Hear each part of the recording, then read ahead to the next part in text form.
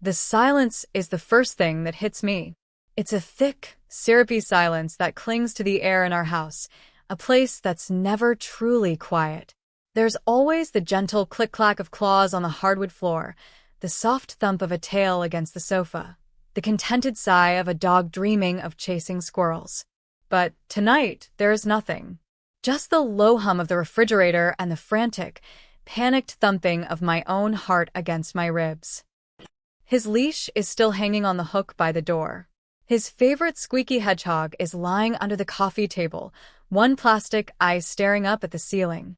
His water bowl is full, but the house is empty. My dog, my Buster, is gone. And my husband, Mark, stands in the doorway, his face a perfect mask of concern, an expression I'm starting to realize I don't know how to read at all. He holds his hands out, a placating gesture. He tells me the back gate must have been left open. He says Buster must have run off. He says it so calmly, so reasonably, that for a split second I almost believe him. But then I look into his eyes, and the silence in the house gets a little louder, a little colder. It's the sound of a lie. A big one. The silence in this house is the loudest sound I've ever heard. If you've ever felt that kind of deafening quiet, that feeling when your world just stops making sense, tell me in the comments where you're watching from and what time it is.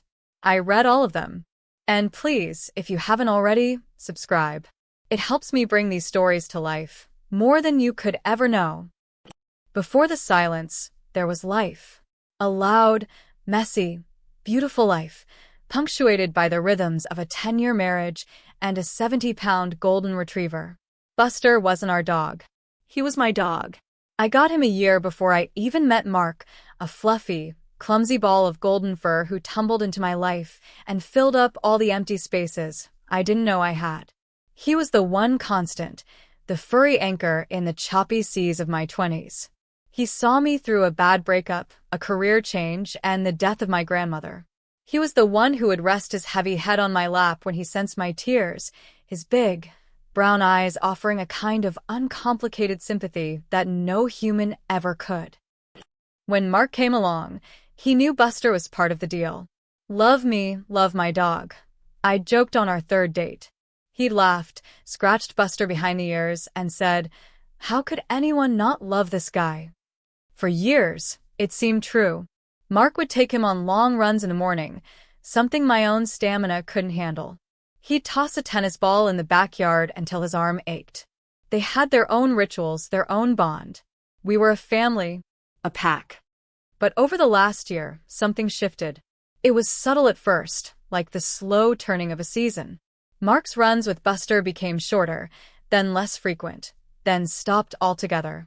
He'd complain about the dog hair on the sofa, a complaint I hadn't heard in nearly a decade. He'd sigh with theatrical impatience when Buster would nudge his hand for a pet while we were watching TV. "For God's sake, can a man have 5 minutes of peace?" He'd snap, pushing the dog's head away. Buster would look back at me, his eyes full of a gentle confusion that mirrored my own. I tried to talk to Mark about it. "Is everything okay?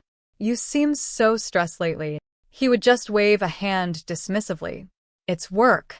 This big project is killing me. I'm just tired, that's all." But it felt like more than tiredness. It felt like a growing distance, a chasm opening up between us, and poor, innocent Buster was somehow falling into it. The dog became a barometer for our marriage. When Mark was affectionate with Buster, I could breathe a little easier. When he ignored him or spoke to him with that sharp, irritated edge, a knot of anxiety would tighten in my stomach. Buster was the purest thing in my life, a walking, breathing embodiment of unconditional love. Mark's growing coldness towards him felt like a rejection of that love, a rejection of me. I tried to compensate. I gave Buster extra walks, extra treats, extra cuddles on the floor. I whispered apologies into his soft fur for my husband's moods. I told myself it was just a phase, a rough patch. All marriages have them. We were just in a long, cold winter, but spring would come again.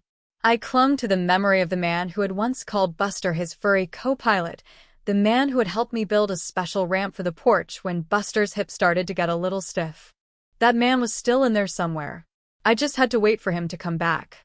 Now, standing in the echoing silence of my home, I know that man is gone for good. Or maybe he was never really there at all. Mark is on the phone, his voice a performance of distress. He's calling the neighbors, asking if they've seen a golden retriever wandering around. His words are perfect. His tone is perfect. But his hands are steady. His breathing is even. A person whose dog, whose best friend of 10 years, has just vanished should be a wreck. Their voice should be shaking. They should be pacing, unable to stand still. They should be anything but this calm, collected actor playing the part of a concerned husband. "I'll go drive around the neighborhood," he says, hanging up the phone and grabbing his keys. "You stay here, in case he comes back. Keep the door open." He kisses my forehead. His lips are cool, distant.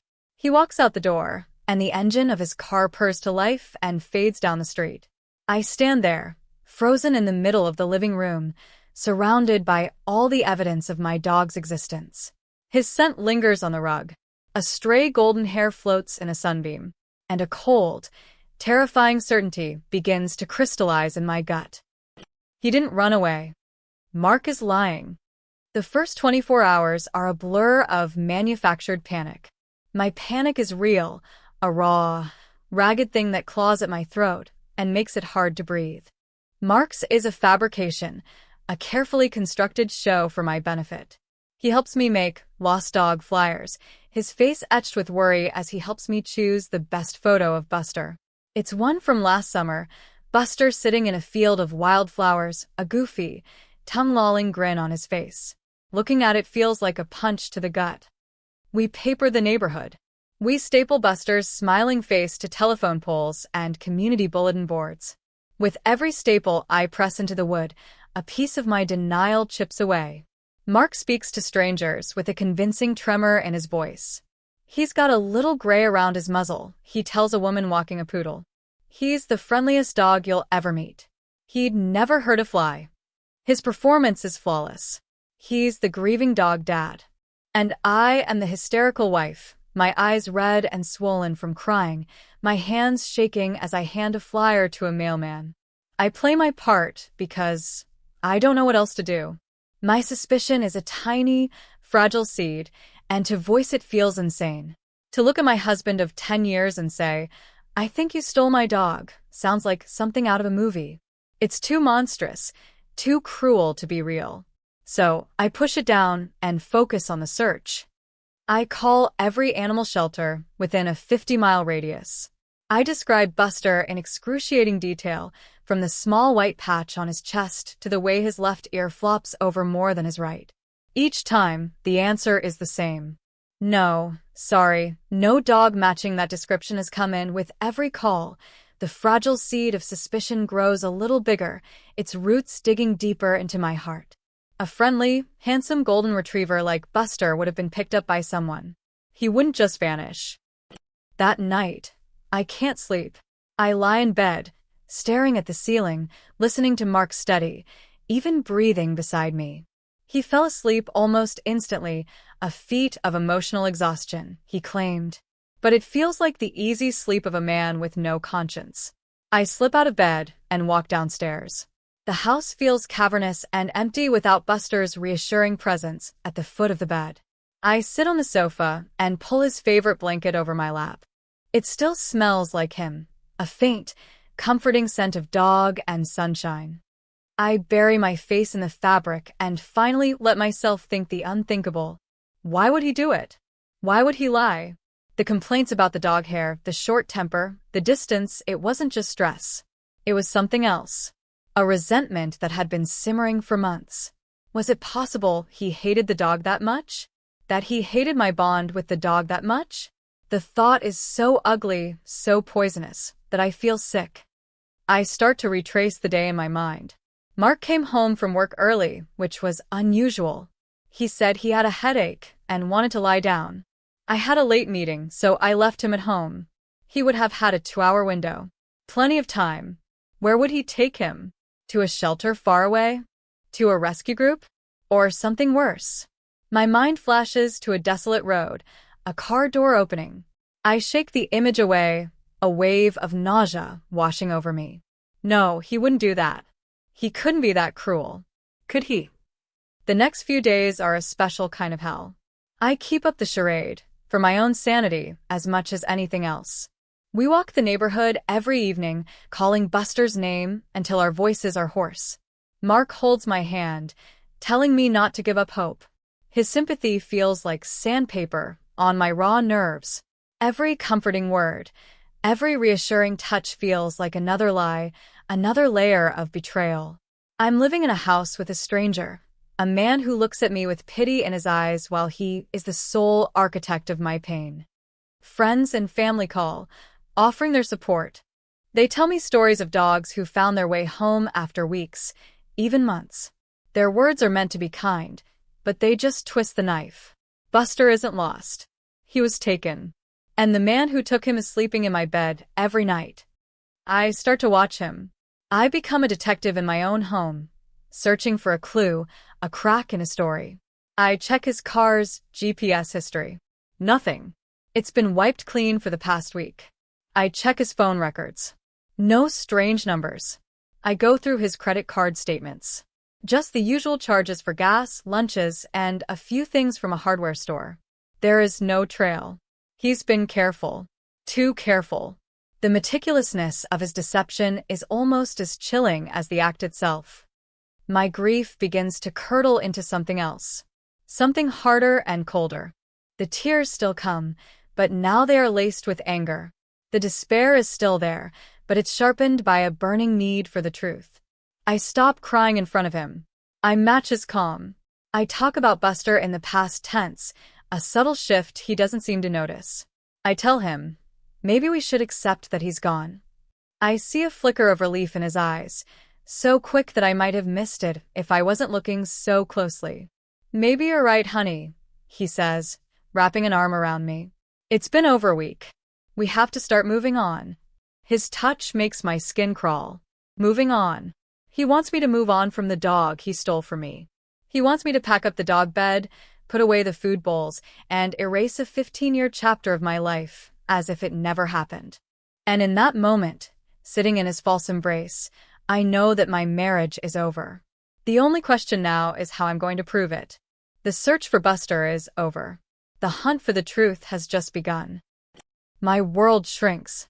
It becomes the four walls of my house and the endless, scrolling landscape of the internet. I spend my days when Mark is at work not grieving, but digging. I become an expert in digital forensics, a bloodhound sniffing for a scent on the cold trail of my husband's lies. I start with social media, the place where people, in their arrogance, so often betray themselves. I search for Mark's name, not his own profile, but tags, mentions, anything that might place him somewhere he wasn't supposed to be. It's a tedious process, a digital needle in a haystack. I look through the profiles of his colleagues, his gym buddies, anyone he might have interacted with. Nothing. It's all pictures of corporate events, boring lunches, and family vacations. It feels like a dead end. Then I have another idea. I don't search for him. I search for Buster. I type "golden retriever found" into every local community group, every lost pet page on Facebook, Instagram, and Twitter. I scroll through hundreds of pictures of dogs. Beagles, poodles, huskies, mutts of every shape and size. My heart leaps every time I see a flash of gold, only to sink again when I see it's not him. It's not his goofy grin, not his floppy ear, not the familiar, soulful look in his eyes. The days bleed into one another. Mark is a model of solicitous concern. He brings me flowers. He suggests we go away for the weekend. To get your mind off things, I make excuses. I tell him I'm not ready. The truth is, I can't bear the thought of being trapped in a hotel room with him, of having to pretend for 48 straight hours that my heart isn't a cold, heavy stone in my chest. Living with him is an exercise in supreme self-control. I have to bite my tongue every time he sighs and says, "I miss the big guy." I have to force a sad smile when he reminisces about a funny thing Buster once did. I am playing the role of a lifetime, the bereaved wife. And he is the director, feeding me my lines, expecting me to follow his script. But I am secretly rewriting the entire play. The breakthrough comes from the most mundane of places, a shared family cloud account. It's something we set up years ago to automatically back up photos from our phones. We never use it. I'd forgotten it even existed. But one sleepless night, scrolling through old pictures of Buster, a thought strikes me. Mark's phone is synced to it too. He's careful, but maybe not that careful. Maybe he forgot about the old, forgotten digital attic where all our memories are stored. My hands tremble as I log in. The password is my birthday. Of course it is. I navigate to the folder synced with his phone. It's mostly boring stuff. Pictures of documents, screenshots of articles, a few photos from a work conference. I scroll back to the day Buster disappeared. And then I see it. It's a single photo, timestamped at 4:17 p.m. on that Tuesday. It's blurry, clearly taken in haste from inside a car. But it's unmistakable. It's a picture of a house. A neat little suburban bungalow with a pale yellow door and a manicured lawn. In the corner of the photo, just visible on the porch, is a blue ceramic water bowl. The exact same kind I bought for Buster last year. My breath catches in my throat. Why would he take a picture of a random house? It makes no sense. Unless it wasn't random. I zoom in, my heart hammering. There's a street number on the door, 114. But no street name. I try to find any other identifying marks. A specific type of tree in the yard, the make of a car in the driveway across the street. It's not much to go on. I feel a surge of something I haven't felt in weeks, adrenaline. This is it. This is the first real piece of the puzzle. He was at this house on the day he took my dog. I saved the photo to a secure flash drive, deleting it from the cloud account immediately. My mind races. How do I find this house? I don't even know what town it's in. Then I remember the credit card statements. The hardware store charge. It was from a chain, but the statement listed the specific store location. It was in a town about 45 minutes away. A town called Maple Creek. A town we never go to. A town where we know no one. My hands fly across the keyboard. I open a map of Maple Creek. I start searching for streets. It's a long shot, a desperate guess. But it's all I have. I pull up the satellite view, my eyes scanning block by block, looking for a little bungalow with a pale yellow door. It's an impossible task. The town is bigger than I thought. Hours pass. My eyes burn from staring at the screen. I'm about to give up, to chalk it up to another dead end, when I see it. It's on a quiet, tree-lined street called Willow Lane. Number 114. A small house, a neat lawn, and from this bird's-eye view, I can even make out the shape of the porch. It's the house. My blood runs cold. He was here. Who lives at 114, Willow Lane. I open a new tab and do a property record search. The information is public, but it takes some digging. Finally, I find it. The owner of the house is listed as Chloe Jensen. I don't know that name. I've never heard Mark mention a Chloe. My next search is her name on social media. Her profile is private, but her profile picture is public. It's a woman with long, blonde hair, smiling brightly at the camera. She looks to be in her late 20s. And standing next to her, his golden fur almost glowing in the sunlight, is my Buster. The air leaves my lungs in a single, gut-wrenching gasp. I feel like I've been submerged in ice water. It's him. It's really him. He's not lost. He's not hurt. He's living in a new house with a new woman. The betrayal is so immense, so profound, it's almost paralyzing. This isn't just about the dog. It was never just about the dog. The secret hardware store trips, the early departure from work, the lies, the fake sympathy, it all clicks into place. My husband doesn't just have a secret. He has a secret life. A whole other life, in a whole other town, with a whole other woman. And he took the one thing that meant the most to me in the world and gave it to her, like some kind of twisted gift. I stare at the photo, at Buster looking happy, healthy, and completely at home with this stranger. A wave of nausea, so powerful it makes the room spin, washes over me. He looks like he's been there for years. Does he even miss me? The thought is a fresh stab of pain. But then the shock begins to recede, and something else takes its place. It's a feeling I haven't allowed myself to have for a long time. It's rage. A pure, cold, clarifying rage. The kind that burns away the tears and the fear and leaves behind a core of solid steel. He didn't just lie to me. He didn't just cheat on me. He used my deepest love, my bond with my dog, as a weapon against me. He tried to break me by taking away the one pure and constant source of joy in my life. He thought I would just grieve and crumble. He thought I would just move on. He has no idea who he's dealing with. I look at the smiling face of Chloe Jensen and the stolen, happy face of my dog. And I make a promise to both of them. I am coming for him. And I am getting my dog back. This is no longer a search party. This is a war. And I have just found my first weapon. The next morning, I wake up a different woman.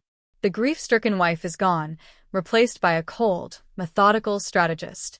I move through the morning routine on autopilot, making coffee, getting dressed, all while my mind is miles away, plotting my next move. When Mark kisses me goodbye, I don't flinch. I smile, a brittle, empty thing, and say, "Have a good day at work, honey." He has no idea he just kissed his sworn enemy. My first call is to a lawyer. Not just any lawyer, but the most ruthless, sharp-tongued divorce attorney in the city, a woman whose reputation precedes her. Her name is Eleanor Vance, and they call her the Shark. I get an appointment for that afternoon. I spend the morning gathering my arsenal. I print the photo of Chloe's house from Mark's phone. I print her property records. I print the screenshot of her social media profile picture with my dog. I print the credit card statement with a charge from the Maple Creek hardware store. I arrange them all in a neat file folder. It's not much, but it's a start. It's proof. Walking into Eleanor Vance's office feels like stepping into a different world. It's all cool marble, dark wood, and hushed, expensive silence. Eleanor herself is exactly as advertised. She's in her 50s, with sharp, intelligent eyes that seem to see right through me. She doesn't offer condolences or sympathy. She just points to a chair and says, "Tell me everything. Don't leave out a single detail." And so I do. I lay it all out, my voice steady and devoid of emotion. I tell her about Buster, about Mark's changing behavior, about the lies, the fake search, the discovery of the photo, the house, the woman. I slide the folder across her polished desk. She listens without interruption, her expression unreadable. She examines each document, her eyes lingering on the picture of Buster with Chloe. When I'm finished, she leans back in her chair and steeples her fingers. "He didn't just take your dog," she says, her voice a low, dangerous purr. "He committed theft. The dog is your property, correct? You had him before the marriage." "Yes," I say. "I have all his vet records, his microchip registration. Everything is in my name from before we were even engaged."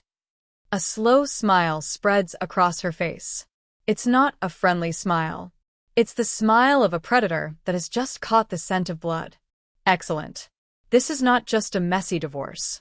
This is a clear case of conversion of property. And the affair, well, that's just the cherry on top. Your husband, my dear, has made a catastrophic mistake. I feel a flicker of hope, the first I've felt in what feels like a lifetime. So what do? "We do nothing," she says, and my heart sinks. "For now. He thinks you're a grieving, docile wife. We let him keep thinking that. The more comfortable he gets, the more mistakes he'll make. Your job is to be the perfect, sad little bird with a broken wing. His job is to get tangled in his own web. My job," she says, leaning forward, her eyes glinting, "is to set the trap." The plan she lays out is both brilliant and terrifying. It requires a level of deception on my part that I didn't know I was capable of.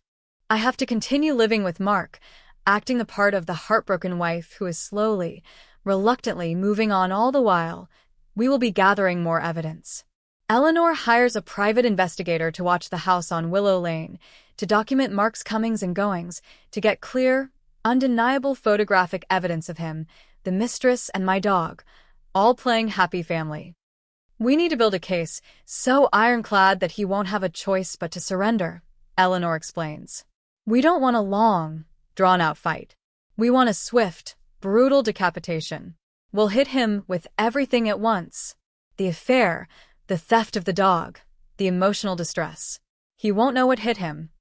Leaving her office, I feel strangely calm. The rage is still there, but now it has a purpose. It's a fuel, burning hot and clean, propelling me forward. I have a mission. The weeks that follow are the hardest of my life. I live a double life. By day, I am a spy, communicating with Eleanor and the private investigator, a man named Frank, through a secret email account. I pore over the reports he sends. They're filled with mundane, heartbreaking details. Mark arriving at Chloe's house every day after work. The three of them going for walks in the park. Mark throwing the same tennis ball for Buster that he used to throw in our backyard. Frank sends photos. Mark kissing Chloe on her pale yellow doorstep. Chloe walking Buster, holding the leash I bought him. Seeing them is like swallowing shards of glass. Every photo is another cut, another twist of the knife. But with every cut, my resolve hardens. This is not pain. This is evidence. At night, I am an actress. I listen to Mark talk about his day, knowing he's editing out the 6 hours he spent at another woman's house. I let him hold me, his touch feeling alien and repulsive. I have to fight every instinct to recoil, to scream, to confront him. But I just close my eyes and think of Eleanor's words, let him get tangled in his own web. One evening, he comes home and hands me a brochure for a Caribbean cruise. I was thinking, he says, his voice soft and gentle. We need this. Just the two of us. A chance to reconnect. I look at the glossy pictures of white sand beaches and turquoise water. A week trapped on a boat with him in the middle of the ocean. It's my idea of hell. But I force a smile. It looks beautiful, I say. Let me think about it. I email Eleanor about it later. Her reply is swift. Perfect. Let him book it. Non-refundable tickets, if possible. It shows a commitment to the marriage that will look very good for us when this all comes out. It also establishes his financial recklessness. So I tell him yes. I let him book the cruise. I even let myself be drawn into conversations about shore excursions and dinner reservations. He is so relieved, so happy that his plan is working, that his sad little wife is finally coming around. He has no idea that with every dollar he spends on this sham vacation, he is just buying me a more comfortable future without him.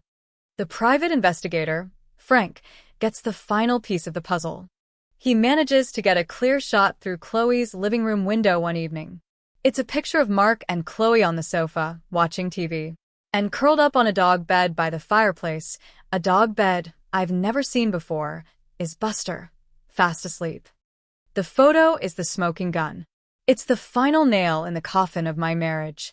I stare at it for a long time, the anger and the heartbreak warring inside me. He looks so peaceful, so content. He has a new home, a new life. And I have nothing but a house full of ghosts and a future I can no longer recognize. I forward the photo to Eleanor. Her reply comes in minutes. It's time. The rage that has been simmering for weeks finally finds its purpose. It's no longer a wild, uncontrolled fire. It's a focused, white-hot flame. Eleanor's words, it's time, echo in my mind like a war drum. The waiting is over.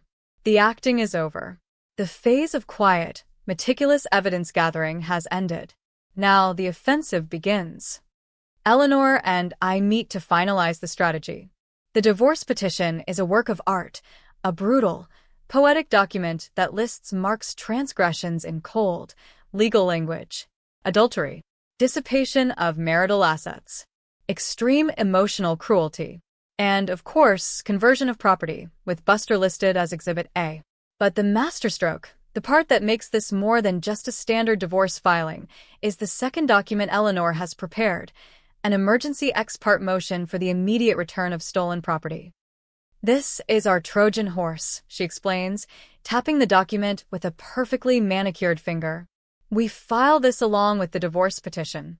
It allows us to ask a judge for an immediate order to have the dog returned to you, pending the full hearing.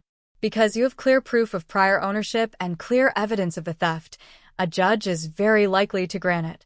So, the police will go get him? I ask, my heart starting to pound. Not exactly, she says with that shark-like smile. Better. The order will be served on the person currently in possession of your property. That would be one Ms. Chloe Jensen at 114 Willow Lane, Maple Creek. The beauty of it hits me like a physical blow. We're not just coming for Mark. We're going right to the source. We're going to walk up to the front door of the secret life he built and knock. But how do we serve the papers? I ask. What if she's not there? What if Mark is there? We'll use a professional process server, Eleanor says calmly.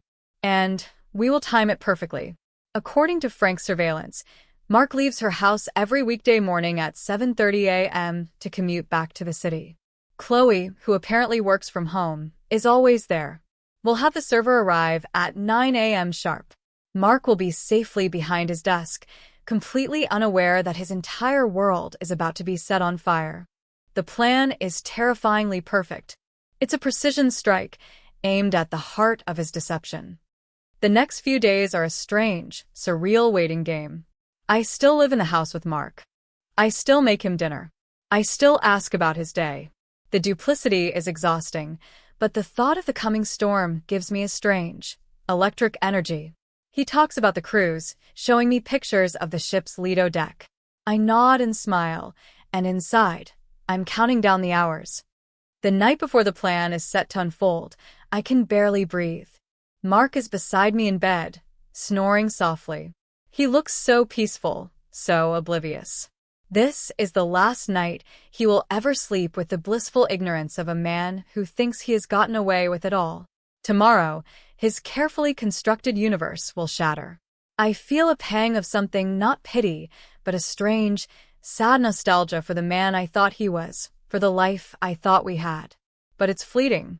I push it away and focus on the image of Buster's face, my beautiful, loyal boy who deserves to be home. The morning arrives, gray and cold. I watch the clock on the stove, each tick a countdown to detonation. 7:30 Uhr morgens. I hear Mark's car pull out of the driveway. He's on his way to work. He's gone. 8 Uhr morgens. I imagine the process server, a man I've never met, getting into his car, the legal documents resting on the passenger seat. 8:45 Uhr morgens. He's probably in Maple Creek now, turning onto Willow Lane. My phone is on the kitchen table in front of me. I stare at it, my hands clasped so tightly my knuckles are white. This is the part of the plan that Eleanor and I debated. I wanted to be there. I wanted to be parked down the street, to see the look on Chloe's face. But Eleanor was firm. Absolutely not, she'd said. Your absence is your strength. You are above the fray. You are the wronged wife, waiting at home for justice. Let the law do the dirty work. Your moment will come. So I wait. The silence in the house is different now. It's not the empty, grieving silence of the first few weeks. It's the charged, humming silence of a bomb waiting to go off. 9 Uhr morgens. My mind paints the scene. The process server walks up the neat little path to the pale yellow door. He rings the doorbell. Inside, Chloe is probably having her morning coffee. And Buster, my ever-vigilant, ever-protective Buster, is probably by the door, his tail giving a tentative wag, a low grumble in his chest at the sound of a stranger. 9:02 Uhr morgens. The door opens. I can see it so clearly. Chloe, blonde and smiling, her expression turning to one of confusion as the server says her name. I have a legal document for you. He hands her the thick envelope. She takes it, her brow furrowed. Buster is at her feet, sniffing at this strange man, sensing the tension in the air. 9:03 Uhr morgens. She starts to read. Her smile falters, then vanishes completely. Her face goes pale as she reads my name, as she reads the words divorce, adultery, theft. She sees the demand for the immediate return of a golden retriever named Buster. And this is where the plan takes a turn that even the brilliant Eleanor Vance could not have predicted. This is where my loyal, wonderful dog writes his own chapter in this story. Buster has always been protective of me. Not aggressive, but deeply attuned to my emotions. If a stranger on the street spoke to me too loudly, he would step between us, a silent, furry bodyguard. He can sense distress. He can smell fear and anger. And in this moment, on this stranger's porch, he is surrounded by it. The woman he has been living with is suddenly radiating shock and fury. The papers in her hand probably carry my scent, a faint, familiar trace of the person he has been missing. The process server later tells Eleanor that the woman, Chloe, let out a little gasp, a sound of pure outrage. And that's when it happened. Buster, likely startled by her sudden distress and overwhelmed by the confusing mix of sense and emotions, does what his instincts tell him to do. He lunges. Not to maul, not to attack, but to protect. To control the situation. He nips her hand, the one holding the papers. A sharp, definitive warning bite. A dog's way of screaming. Something is wrong here. 9:05 morgens. My phone rings. The caller ID flashes a name I haven't seen in a long time because he is saved in my phone under a single word: husband. I stare at it for a second, my heart a frantic drum against my ribs. It's happening. It's starting. I take a deep, steadying breath, press the record button on the call app Eleanor had me install, and answer. Hello. I say, my voice a perfect imitation of calm curiosity. The sound that erupts from the phone is not a voice. It's a raw, guttural scream of pure, unadulterated panic. What did you do? It's Mark, and he is completely unhinged. Mark? What's wrong? You're screaming, I say, keeping my voice level, almost gentle. This is the moment. The culmination of weeks of pain and planning. I am an island of calm in his hurricane of chaos. Don't you play innocent with me, he shrieks, his voice cracking. Your psycho dog just bit Chloe. He bit her. We're on our way to the emergency room. What the hell did you do? There it is. The confession I had only dreamed of. Delivered on a silver platter, gift-wrapped in his own panicked rage. He didn't say a dog, he said your dog. He didn't say some woman, he said Chloe in one hysterical outburst. He has admitted everything. He knows where the dog is. He knows who he's with. He has just connected every single for me, and he's doing it on a recorded line. I let a beat of silence hang in the air, letting his words echo. Then I speak, my voice dripping with ice. My dog. Mark, what are you talking about? My dog ran away, remember? That's what you told me. Are you telling me you've known where Buster was this whole time? He sputters. I can hear the sound of a car horn in the background, the frantic noises of traffic. He's driving, probably breaking every speed limit between his office and Maple Creek. He's been caught so completely off guard, his brain can't catch up. The two worlds he's so carefully kept separate have just collided with the force of a nuclear bomb. You sent someone to her house, he accuses, his voice still shaking with rage, but now there's a new note in it. Fear. He's starting to realize the depth of the trap he's walked into. He thought he was in control. He thought I was the sad, pathetic victim. The idea that I could have orchestrated this, that I could have outsmarted him so completely, is short-circuiting his brain. Her house. I ask, feigning confusion. Who's Chloe, Mark? And why is my dog at her house? Stop it. Just stop it, he yells. The papers. She got served with divorce papers. And something about the dog. The dog bit her when she was reading it. You planned this. You did this to her. His concern is so telling. Not once has he asked if I'm okay. Not once in all these weeks has he shown an ounce of genuine empathy for my heartbreak. His only concern is for his mistress, and for the fact that his perfect, secret life has just been blown to smithereens. The dog, the supposed source of the problem, is just a footnote in his panic. This is the moment of pure, cold vindication. It's better than I ever could have imagined. I thought I would feel triumphant, maybe even a little cruel. But what I feel is a profound, clarifying calm. The truth is finally out. Not my version of the truth, not the evidence I painstakingly collected, but the truth from his own mouth, spewed in a torrent of self-incriminating panic. So let me get this straight, I say, my voice dangerously quiet. You've been lying to me for over a month. You stole my dog, my Buster, who I have loved since he was a puppy, and you gave him to your mistress. You let me cry myself to sleep every night. You let me put up posters all over town. You let me believe he was gone forever. And you're calling me to yell because the consequences of your actions finally showed up at your girlfriend's front door? Is that about right? There's a long silence on the other end of the line. I can hear him breathing, ragged and heavy. The rage has been extinguished, replaced by the dawning horror of his own stupidity. He has nothing to say. No lie, no excuse, no gaslighting retort can fix this. He has been so thoroughly, so completely outplayed. I can explain. He finally stammers, his voice small. No, Mark, I say, and for the first time, I let the full weight of my anger and my pain into my voice. You can't, but your lawyer can. I suggest you get one. A good one. You're going to need it. And then I do something I've been dreaming of for weeks. I hang up on him. I sit at my kitchen table in the quiet house, the recorded call saved. The war won. The bomb has detonated, and the fallout is his problem now. My only thought is for my dog. The legal machine is in motion. He's coming home. The aftermath is swift and brutal, just as Eleanor predicted. The recorded phone call is the nail in Mark's legal coffin. His blubbering, panicked confession leaves him with no leverage, no defense, no dignity. When his newly hired, shell-shocked lawyer hears it, the fight goes out of them completely. There will be no battle. There is only surrender.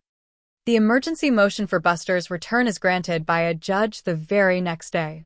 Chloe, nursing a minor bite wound and a majorly shattered fantasy life, is legally compelled to surrender him. She doesn't even fight it. Her lawyer informs Eleanor that she wants nothing more to do with Mark or his disgusting drama, apparently, being served with divorce papers intended for her lover's wife, and then getting bitten by the dog at the center of the dispute was enough to shatter any illusions she had about their future together. Eleanor arranges for a neutral third party, an animal control officer, to facilitate the transfer. Again, she insists I am not present. Let the system work, she advises. The reunion should be on your terms, in your own home, not in her driveway. So I wait. It's the longest 2 hours of my life. I pace the house, cleaning things that are already clean, arranging and rearranging pillows on the sofa. I open the back door, just in case he remembers how to use the doggy door. I fill his water bowl with fresh, cold water.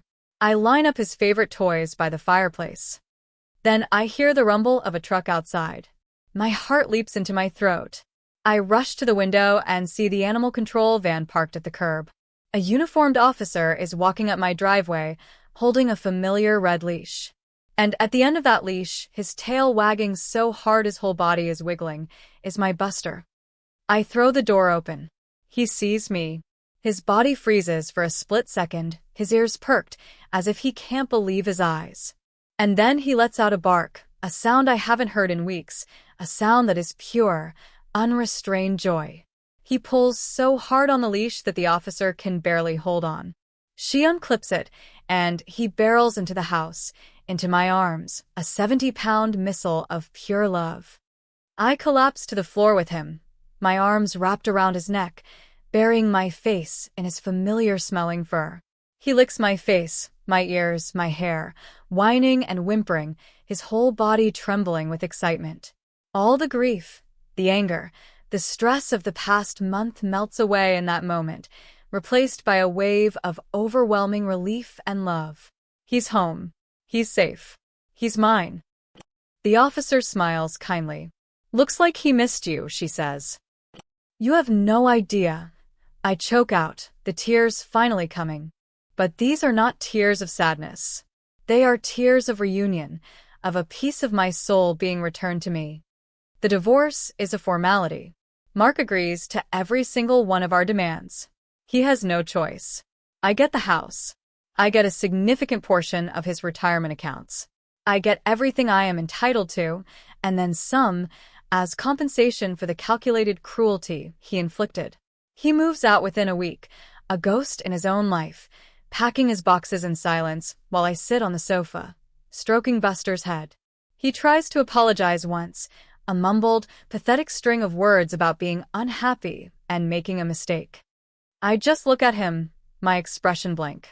The biggest mistake you made, I tell him, my voice flat, was underestimating me. And you forgot who he belonged to. I nod down at Buster, who looks up at Mark and lets out a low, soft growl. Mark just shakes his head and walks away. Life finds a new rhythm, a new normal. It's quieter, but it's a peaceful quiet, not the screaming silence of before. The house is mine now. Ours. Buster follows me from room to room, a furry golden shadow, as if he's afraid I might disappear if he lets me out of his sight. We go for long walks in the woods, we play fetch in the backyard, we cuddle on the sofa and watch old movies. We heal together. Sometimes, when I'm watching him sleep, his paws twitching as he dreams, I think about what he went through. I wonder if he was confused, if he missed me as desperately as I missed him. I look at the incredible, unbreakable bond between a human and a dog, a bond my ex-husband saw as a nuisance, a thing to be discarded. He thought he was taking just a dog. He had no concept of the depth of that love, no idea of the primal force he was messing with. He tried to use that love to break me, but in the end, it was the very thing that saved me. Buster's loyalty, even in that confusing moment on a stranger's porch, was the catalyst for the truth. His bite didn't just break Chloe's skin. It broke the entire facade of my husband's lies. The world feels bigger now, full of possibilities I hadn't considered before. I am not just a wife anymore. I am a woman who fought a war and won. A woman who, when faced with the deepest betrayal, found a strength she never knew she had. It's a lonely strength, at times. The scars of what happened are still there, faint white lines on my heart. But they are a reminder of what I survived. He took what he thought was just a dog, but he had taken a piece of my soul. And in the end, that same soul, with 4 paws and a wet nose, helped me get it all back. The house is quiet now, but it's a good quiet. It's the sound of peace. It's the sound of a new beginning. Just me and my boy against the world. And we're going to be just fine. If you've ever had a pet that felt more like family, more like a soulmate, I'd love to hear their name in the comments. Thanks for being here with me through this. Subscribing helps bring more of these stories to life.